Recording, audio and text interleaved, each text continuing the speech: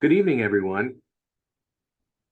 I'd like to welcome you to the Child's Gallery Virtual Artist Talk with David Avery as he discusses his current exhibition at Child's Gallery, Macabre Minutiae. My name is Richard Baiano, and I'm the president of Child's Gallery. This exhibition is currently on view at the gallery, open Tuesday through Friday, 10 a.m. to 6 p.m., and Saturday and Sunday, 11 a.m. to 5 p.m. We are open to the public. No appointment is necessary. We welcome you to attend in our print department upstairs. This is a webinar format for us, so there will be a question and answer session after David's talk, and I'm going to ask if anyone would like to submit questions via the chat feature. We would welcome that. And I do want to point out that this exhibition is running concurrently with the 2023 biennial exhibition of the Boston Printmakers, which is celebrating its 75th anniversary. And David has been a member of the Boston Printmakers since 2007. And I'm not sure if many of you know, but we have featured many of the works of the Boston Printmakers in our print department going all the way back to the 1950s. So I will let David talk a little bit about his own biography, but I want to discuss the exhibition a little bit, revisiting the works of the old masters with the intricate detailing of a contemporary sardonic eye. David's etchings are witty updates of classic motifs. Macabre Minutiae represents prints from the artist's multi-decade career, exploring the foibles and follies of the modern world through the complex and endless possibilities of the etching medium.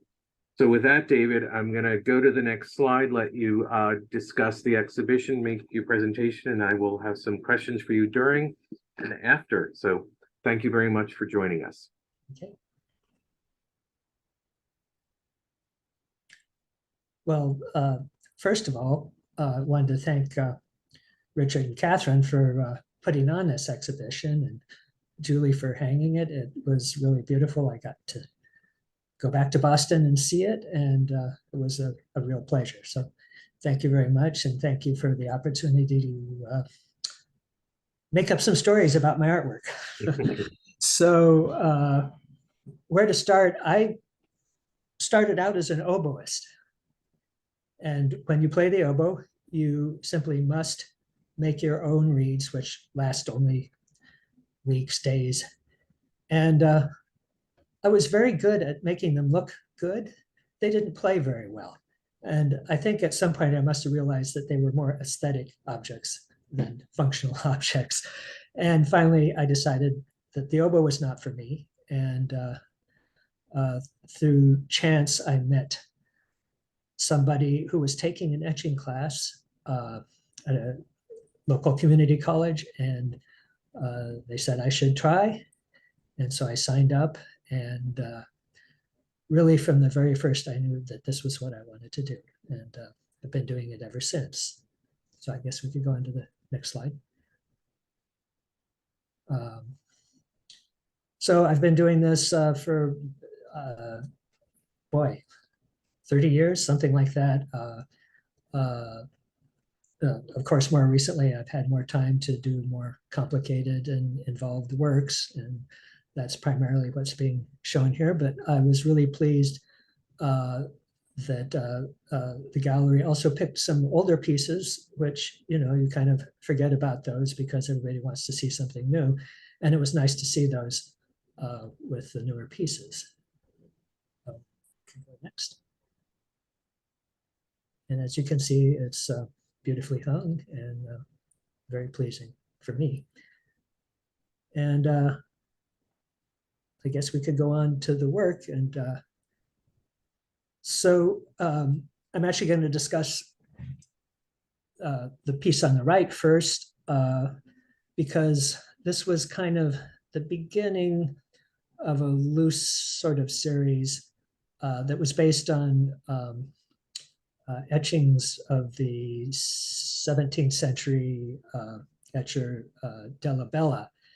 And most of his work was pretty decorative, but he did these beautiful, horrifying prints of death carrying away children during the plague, and also some etchings of war, which were beautiful and horrifying.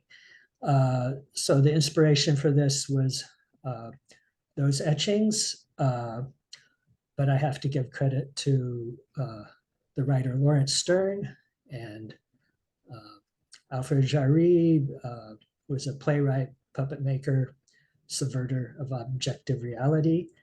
And of course, George Bush for his amusing little war in Iraq. So when I read that there was George Bush was going to have a presidential library, I was kind of flummoxed, and this was the result. And as you can see, there's the little imaginary landscape of Washington, D.C. in the background, which is kind of in the style of Dolabella, who would have had Paris, the Paris skyline in the background. So I was reading Lawrence Stern's The Life and Opinions of Tristram Shandy. And in that, the character discusses the hobby horse, that every man has his hobby horse, his obsession, and he's welcome to ride it for as long as he wants, as long as he's not hurting anybody else. Well, you know, for me, my hobby horse is having a piece of copper and an etching needle in my hand. For George Bush, it was something else. So this is basically my reaction to what was going on then.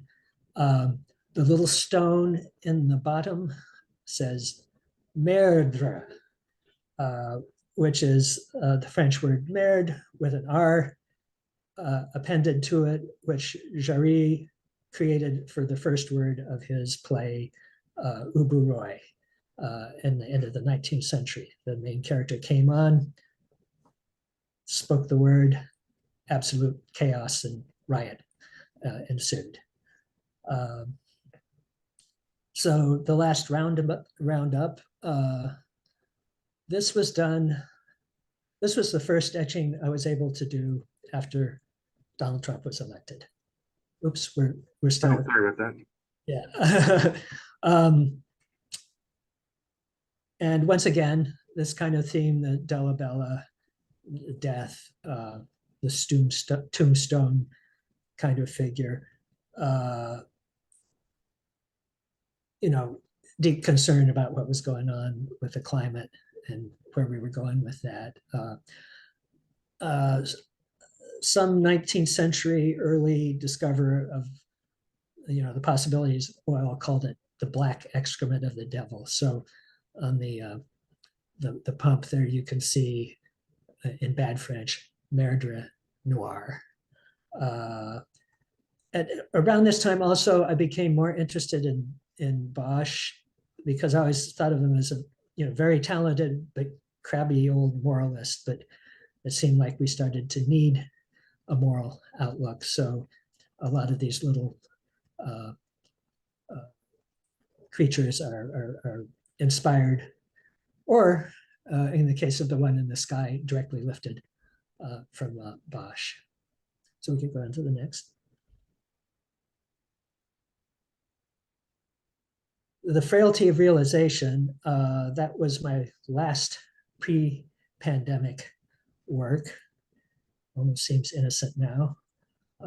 Also one of the most complicated things I've done. The inspiration really actually started with Albrecht Dürer's St. Jerome in his study, which had this funny gourd hanging from the ceiling, and also these wonderful circular glass windows that the sun was shining through.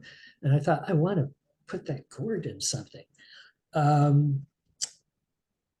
So I started working on this, and sort of the idea of what is going on in this world that you're trying to be an artist in.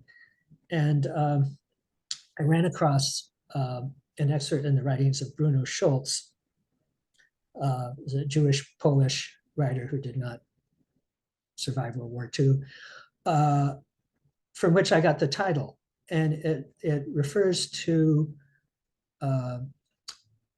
ideas from the imagination that are so momentous and so great that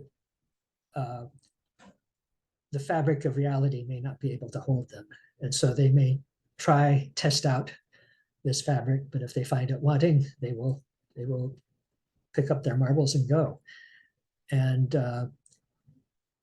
it's a very beautiful excerpt, and this sort of made me think of the artist trying to grasp an idea, make it tangible, and like touching a soap bubble and it's gone. This also became kind of a summation of a lot of work I'd done before, so there are all sorts of little references from either from previous etchings or artists. For instance, Max Klinger's glove is hanging on the chest. There's Man Ray's iron with the spikes, a bricked up version of Duchamp's urinal. And of course, again, Alfred Jarry, the Grand Aiguille, the spiral on the front of Pere Ubu's costume. Death in the Printmaker was done right in the middle of COVID, really. And I was contemplating how what turned out to be over 1 million people could disappear without a trace almost.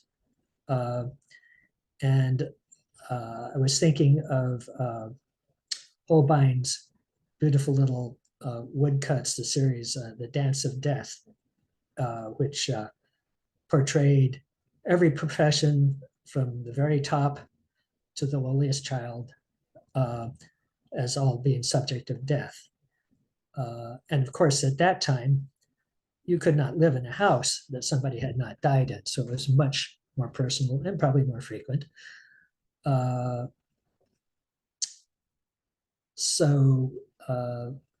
This is not, oh, what I forgot to say was the one profession that was missing was, of course, the printmaker. So I decided to confront mortality as best I could. And while this is not a literal self-portrait, there are several features that can be found in my studio. There's an empty bottle of Dad's Hat whiskey, various other things, pictures, books. And of course, again, there's Max Klinger's glove. Meanwhile, all around the perimeter is our current version of reality, once again, with Bosch-like figures, especially his method of showing the lack of moral stature by putting a head just on top of the feet. So that, yeah, we can go on to the next one. I just wanted to add that the print, The Death and the Printmaker was included in our quarantine art and quarantine show that we did, and it's really been embraced as a sort of symbol, I think, of that time, amongst people that are print collectors. And I think that's actually how that was one of the first exhibitions I think we included you in. Yeah, you're right. Yeah.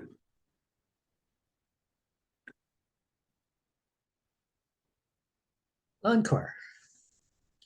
Well, in my tiny little house in San Francisco, we have a grand piano, and it made a perfect model, although my wife wasn't too pleased about how I was using it in this image.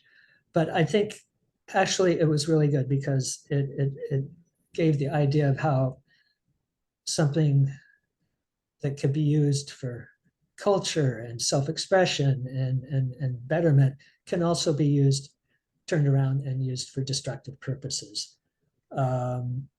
So once again, this is another kind of loose take on Della Bella's 5 Deaths, except this is about extinction, which is really about death because no possible regeneration can happen.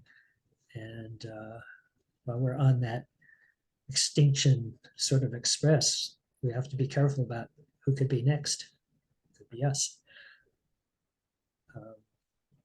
Okay, next one. Uh, uh, you may have noticed that I really am fascinated with the old masters. And of course, Durer was one of the greatest. And one of my favorite prints is The Night, Death, and Devil, which is a name that was subsequently appended to the print. He just called it Rider. So this is a sort of a perverse little version of Rider called Runner, Mom, Death, and Devil. And I have lifted a couple of his images of Death, who's now in a jogger suit and holding up a watch instead of an hourglass to say that time is running out. And of course, the faithful now family dog was also in Durer's engraving. As far as the devil goes, it's just a conglomeration of all the current curses of humanity. I think it was inspired actually by seeing a Picasso sculpture of a bull that was made out of a bicycle. And that led me to take off from there. And I don't know, the essence of this is kind of like, no matter how well developed your sense of entitlement is, you're still got to pay the piper. So, okay, next. The young man, this was, right at the beginning of COVID, and I remembered, I think it was in Florida or somewhere, the beach parties, and the student who said, well, I'm not going to let COVID get in the way of my partying. And so for that, I used, the vehicle was an engraving by an anonymous 15th century engraver, the house book master, he's called. He used to be called the master of the Amsterdam cabinet, but for some reason now he's the house book master. And I tried to give a sense of that smirk that the medieval young man was wearing. And the background is kind of a homage to Caillou, who would use a very low horizon, have his figures way up in front, and there'd be these tiny, very lightly etched figures, and reading from left to right, about volleyball to, not so good. And because bats were, of course, a conversation item back then, I lifted Durer's bat from Melancholia, and the Latin on that reads, from what I understand, approximately, plague, was an exclamation point. So Das Narrenschiff is based on a well-known, I think, painting by Hieronymus Bosch, Ship of Fools. And the bottom is appended. Apparently the bottom of that painting was cut off and put somewhere else. But this is very anachronistic. So there are figures with modern dress and medieval dress, but they're all doing the same thing. They're obsessed with their devices and not seeing the reality of what's going on. In the painting, there is a little owl up at the top, which was a symbol of heresy. I replaced that with the almighty dollar, and the Islamic crescent on the banner has been replaced by the Twitter bird. And the fish below is made up entirely of plastic. I think the only thing that I didn't depict that way was its tongue. Okay, next. This is my most recent piece. Several miles north of San Francisco, the little town called Inverness on Tomales Bay, there is a beached, decrepit fishing boat lying on its side. And it really seems to have a lot of allure. People park and they walk out to the mud flat, and the first thing they do is start taking pictures of it. I mean, it's kind of a cool thing. It's falling apart. But also, I think there's this sense of nostalgia for a reality that no longer exists. And that's sort of the starting point for my work here, is that humanity seems to be locked in to a reality that no longer exists, and to the exclusion of what's going on right in front of our faces. So these four figures kind of emerge from the fog of my consciousness, and you can ascribe anything you want to them. It doesn't matter. It's all the same. It's where are we going?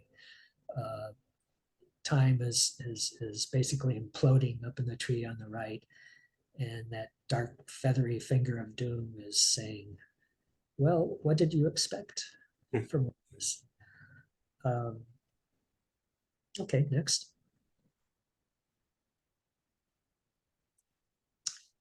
After the deluge, sort of towards the end of the COVID interregnum, and people are thinking, oh, it's over, we can get back to normal now. But in fact, we can't get back to normal, because that normal is gone. You can't go back. And I was thinking, there was a real change that happened in the last several years, that everything I've known for the first 70 years of my life, within limitations, of course, there were extremes of things, but you basically had a sense of what reality was. And that's all changed. You have climate denial, you have COVID denial, you have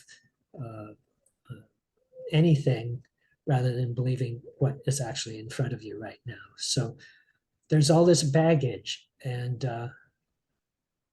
we're not quite sure what to do with it. So in this piece, you can see my etching press, and there's this disabled gun of my defenses, and once again, lots of little quotes. There's the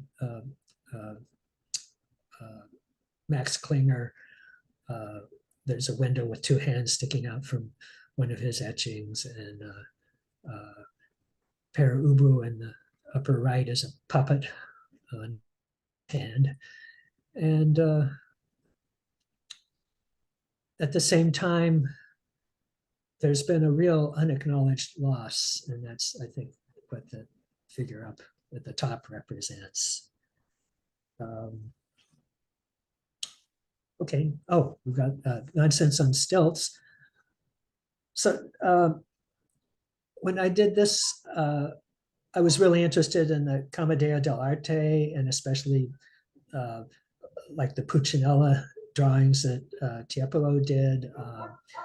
And when I heard the quote by Jeremy Bentham, who's a 18th century philosopher, that I think he was referring to natural law, that it was nonsense upon stilts. And I thought, nonsense on stilts, what a great name for it. There has to be something here that I can do with that. And so once again, this is sort of depicting the foibles of the end of the Bush administration, with kind of a sort of a ship of fools feeling to it. There's Arlecchino in the center trying to manipulate all this stuff. And there's a chicken tied to the branch that was in the ship of fools, and the little owl of heresy is at the very top. And it's the whole thing's moving along above the flak, but who knows for how long. Next. The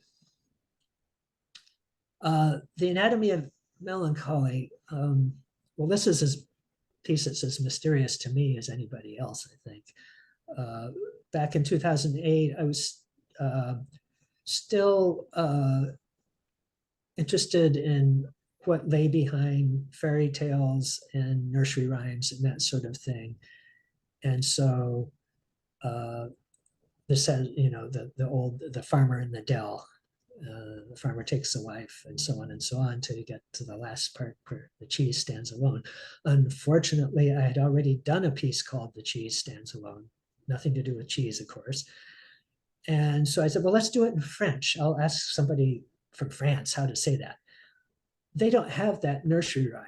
And when I looked at what their translation was, even with my rudimentary sense of what French is, I could tell, no, this is not right. And finally, I talked to a friend from Belgium who lived here most of her life, and she understood. The point was, the way they were translating was the cheese is unique. And it's, no, the cheese is alone. So I don't know. I think of this as kind of a hopeful image. And there's this of course, the moon and the cheese have a bond together, as we all know from Wallace and Gromit. And around us is the flotsam and the jetsam of our world. I think I tried to depict some sort of four horsemen images up at the top, but they're pretty tiny. The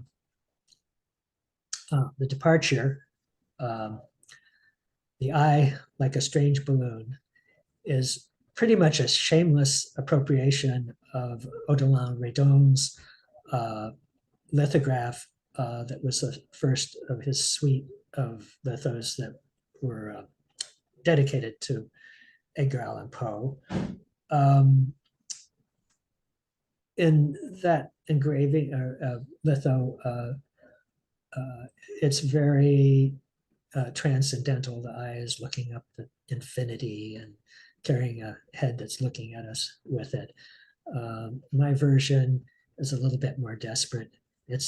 We're trying to escape from the clutches of what's going on, and the head's turned away, and the eye is covered with masks, and all around is a swamp of malignancy that seems to be going on. This was finished right before the Roe versus Wade decision, and it seemed appropriate at the time. Next.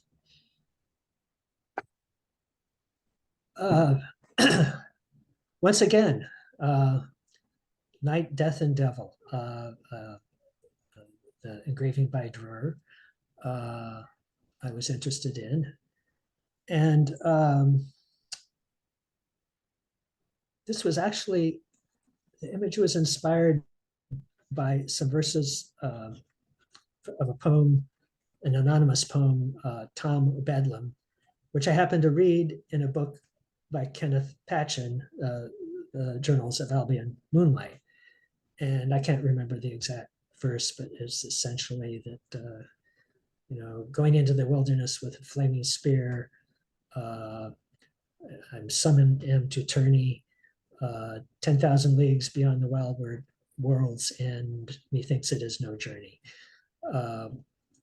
So I kept playing and playing and playing with that until I realized that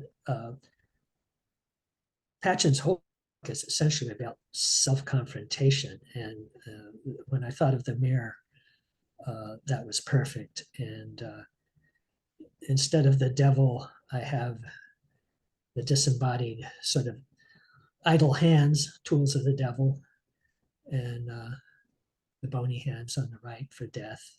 And I think the frailty of the human body on this sort of mechanical creature. And next. So these are three pieces that are 20th century pieces, at least two of them. And Exterminating Angel is like one of the oldest pieces I have.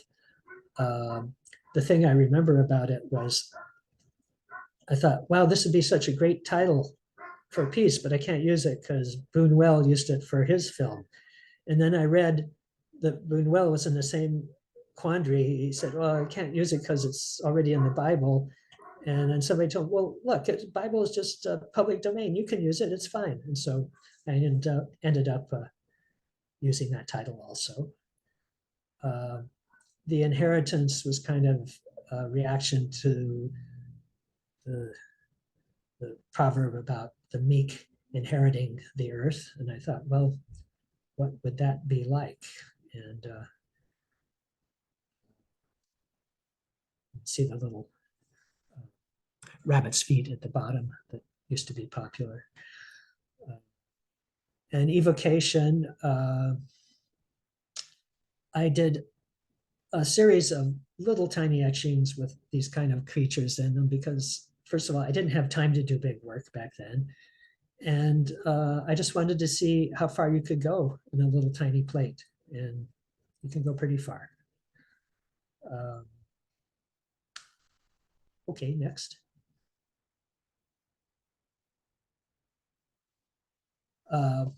ExLibris. This was done as part of a big project delving into the, it's called the Al-Mutanabi Street Project. Al-Mutanabi Street was a cultural center and a book selling center in Baghdad, Iraq, that was blown up. Suicide bomber. And a bookshop owner in San Francisco realized, well, that could have been me, right? It could be me. And he organized this huge project that involved inviting artists to do broadsides, write poetry, and printmaking was one of the projects. And so he got, I don't know, I think 100 people at least to provide work. This is as close as I've ever come to, fulfilling an assignment. And it was difficult, but ultimately I was happy with it. I guess one of the ideas that came to mind in Bulgakov's, what was the name of the book? Margarita.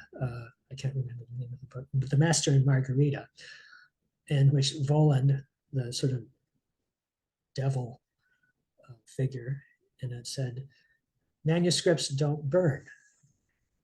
And well, yes, they do burn, and humans do too.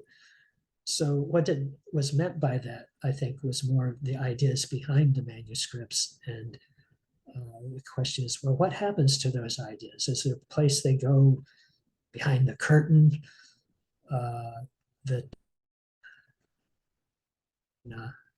remain safe for future generations? So that was basically the gist of what I was trying to get there. And then Tempestuous Muse. This was actually inspired when I went to see a William Kentridge exhibit.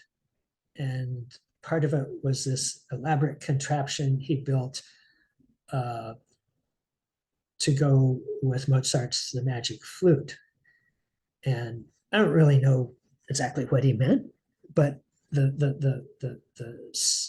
I just got a sense of it that was overpowering that I wanted to try to portray.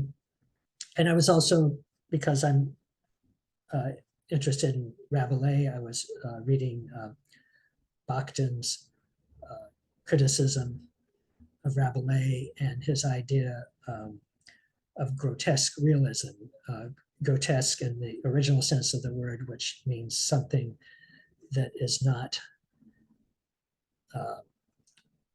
delineated, that is not,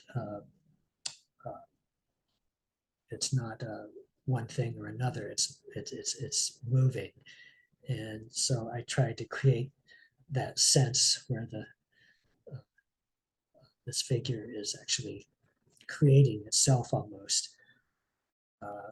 and in opposition to the Enlightenment idea that everything has to be described perfectly and all of the edges clear.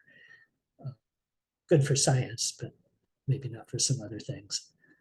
And of course, I couldn't resist. I had to put the Max Klinger gloves in there too.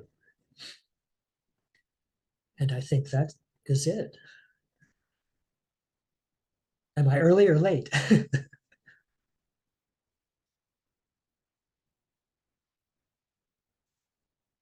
Can't hear you.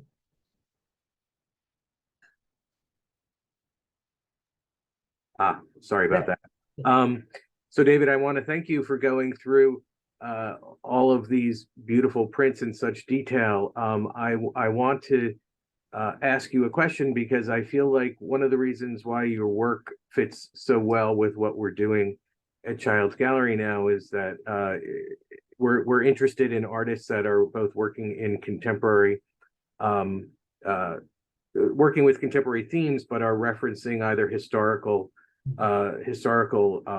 subjects, trends, referencing artists, and obviously you're doing a lot of that. You mentioned that you were an oboist, and that's how you entered into printmaking. But I'm curious, with so many art historical and literary references, what you did before you were a printmaker. I don't know. I think those actually got picked up as I progressed. When I started doing etching, I really didn't know too much about art history, and I'd been studying music for a long time, and I knew that I did not want to go back to art school. I thought that would probably not be a great thing for me right then. But I think it was just reading and so I'm gonna go through some of the questions now. One gentleman asks if you sleep well at night. He says your work seems to be made for nightmares, and yet the etchings are beautifully rendered. So do you sleep well at night? I sleep okay. People, one thing that somebody asked me is, do you get your ideas from dreams and that sort of thing? And no, almost never. There was one etching I did at the very beginning that I saw this image in a dream, but generally that's not how they're more, they're slower to come. They kind of bubble up. They don't just hit me all at once. Funny. So from Myron, he thanks you for your fascinating presentation and provocative etchings and your very caustic commentary on the reality of our 20th to 21st century society and political reality. You reference and play on artists like Dürer, Bosch, Holbein, and Della Bella with very wry humor. They also had wry perspectives on their contemporary societies. So the question is how do you think they would react to the arch commentary on society that's evident in so many of your works?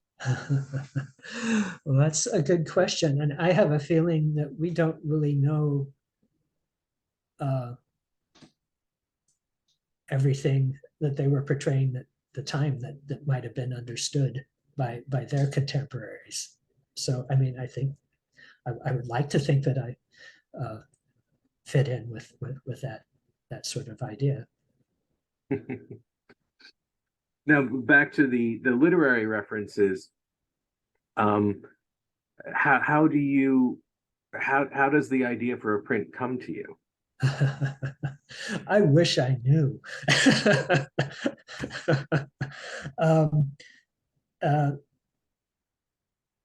Sometimes like the Nonsense on Stilts, it was the title that was like, oh, this is gonna, this is I can do something with this. And sometimes it comes very slowly, or I'm just drawing some ideas that, well, that's not any good, but this is leading to this, and this is making me think of this. And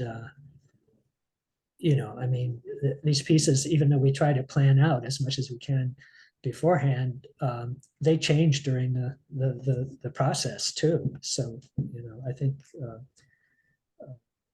there's hardly ever a work I've done that is just set, this is what it's going to be. It's not just the initial idea, but it builds on itself, especially if you make a mistake. I've noticed that that as time goes on, your etchings are getting larger in size. Yeah. Is that as you're having more time to put to it, or more to say? I think both. Yeah, they're definitely, the last several years I've had much more time. I'm retired. I'm not working for anybody. And that's really liberating. And I think in then indulging in that process, more synapses flash, more ideas come to the fore. So you mentioned some of your influences being obviously Durer, Klinger, Bosch, people like that. Those are historical. In terms of contemporary printmakers, I'm not sure if you're aware of some of the contemporary French printmakers like Eric Demasier and Philippe. Yeah. But in particular, your work does strike me as well. I think they remind me a little bit of Philippe Molitz. Are you familiar with his work? Oh, yeah. I love his work. Yeah. Yeah, I mean, they're really interesting, and I think that what I'm enjoying about seeing the presentation is that you can digitally see a lot of the detail that I think you miss from a distance. But I do recommend for that reason that people come in and see them. Do you ever see yourself adding color to your printmaking processes? The only time I've done that is with 2 or 3 little tiny etchings that it seemed appropriate for. But I like black and white. It just, there's so much tonality, and the color doesn't get in the way. I don't get seduced by color, and trying to get my ideas across. So I don't think I will really pursue color. How big are the most recent ones you're working on? I'm assuming you always have something in process. Actually, yeah, to tell you the truth, right now I am just trying to catch up with my editioning. So Oh, okay. So you're doing a lot of printmaking then. I'm doing a lot of printing. Yeah. The Becalmed piece was the last piece I did. And I happen to have a bunch of copper that's 6 inches wide and as long as I want to have. So that's going to be a sort of a constraint for a little while, is to use that and fit things into that. Well, that's not a bad thing. Yeah. So do you do a lot of preparatory drawings for these works? And would you ever show the drawings with them?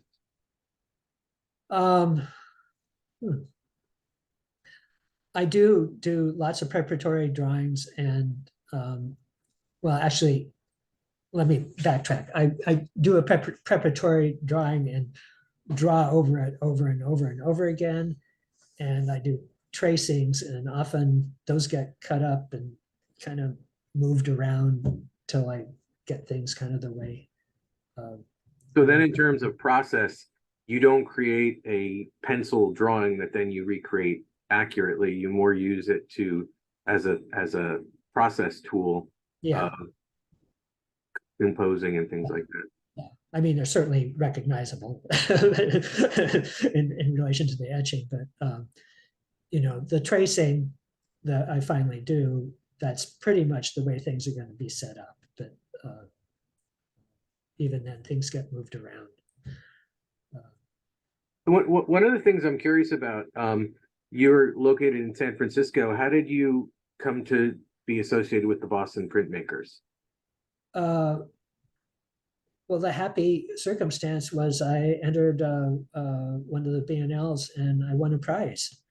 And so they induct you when you do that.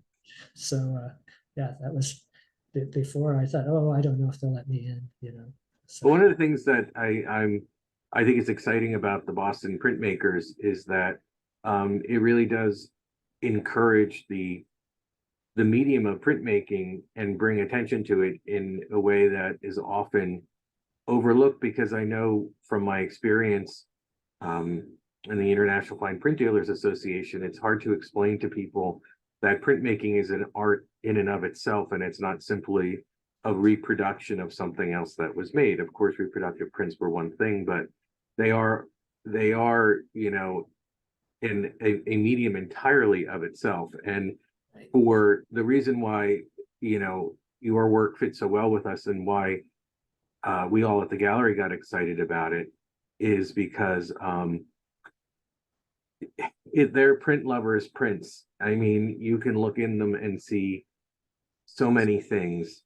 And I think it's, for me, it's exciting because it means the art is still alive and talking to itself. Yeah.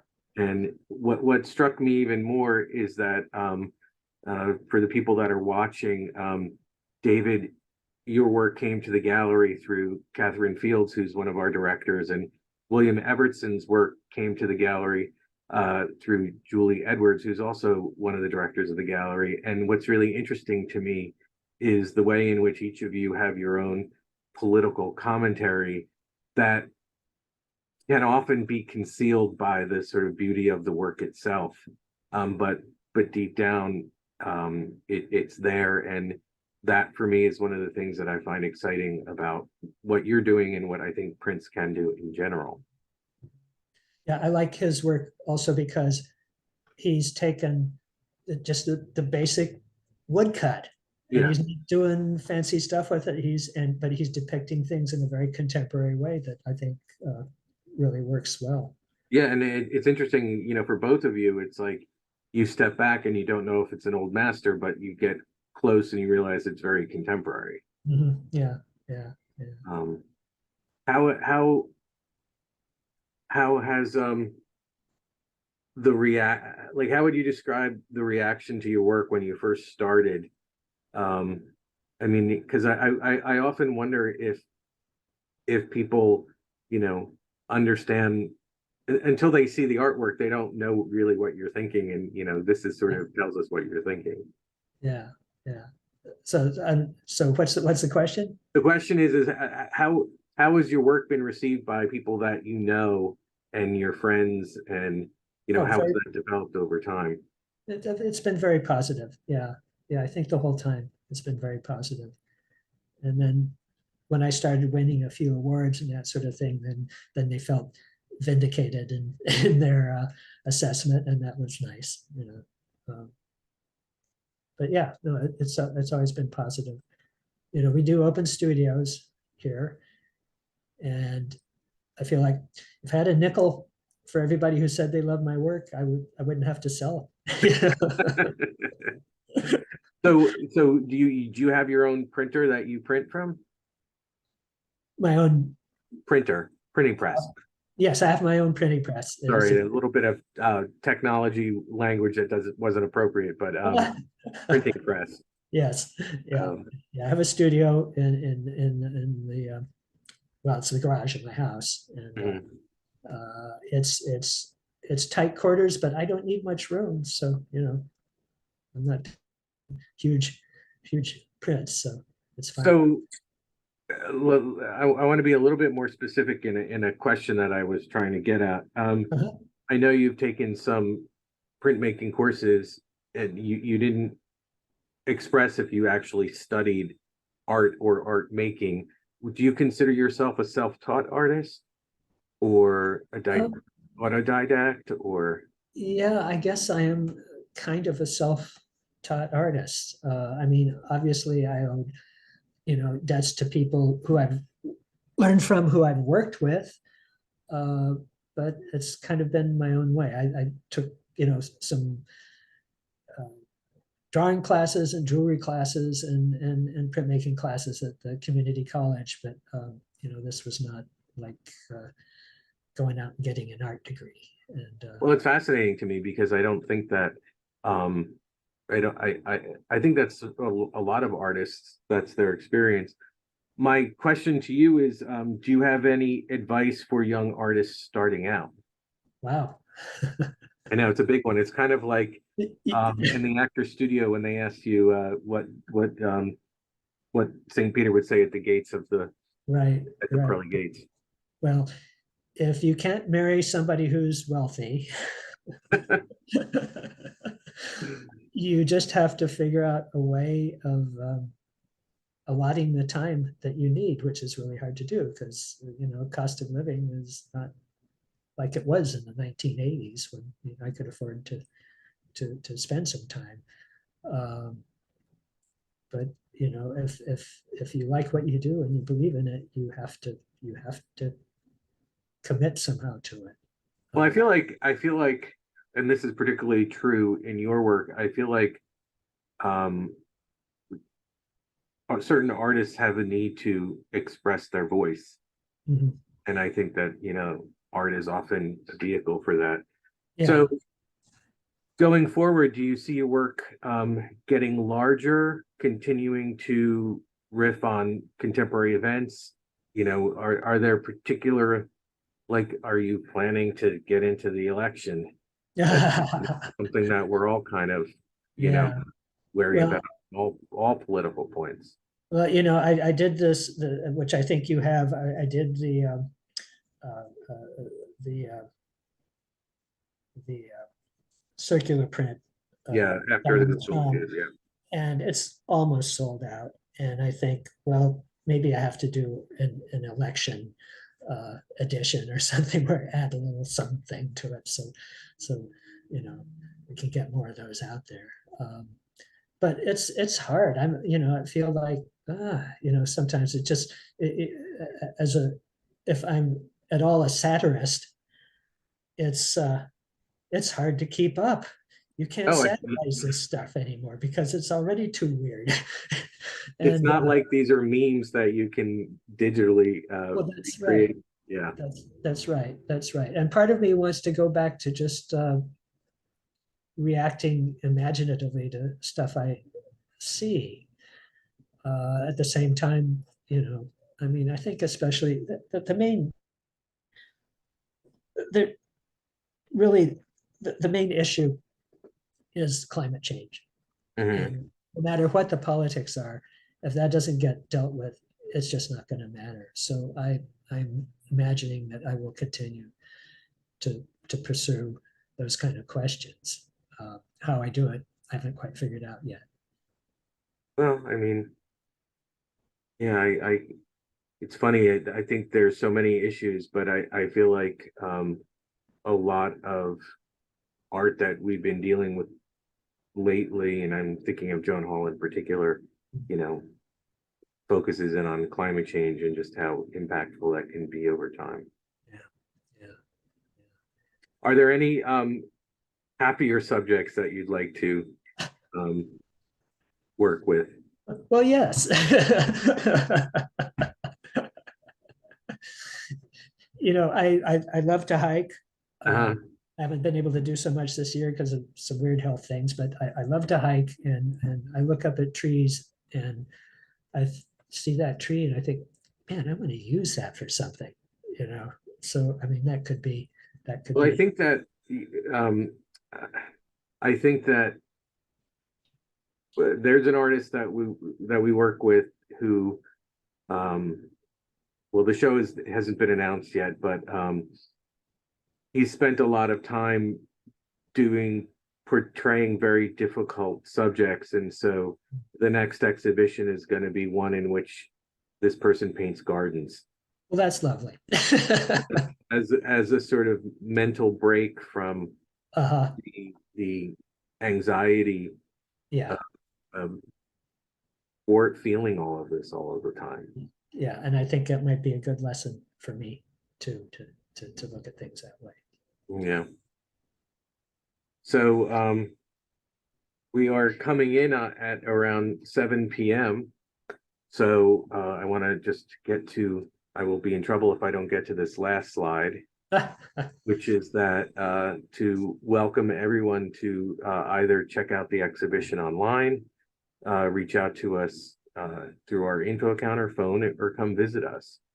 And I do want to say, David, that it's always a very special treat to hear artists talk so intimately about what they do, and particularly in work such as yours, which have such deeply rooted meanings in them. So thank you. I will say, and I will point out to everyone, that this has been a good selling exhibition. So let's keep that going. And Yes. congratulations, David. Thank you so much. Thank you for the opportunity. Thank you. Okay. Goodbye, everyone. Take care.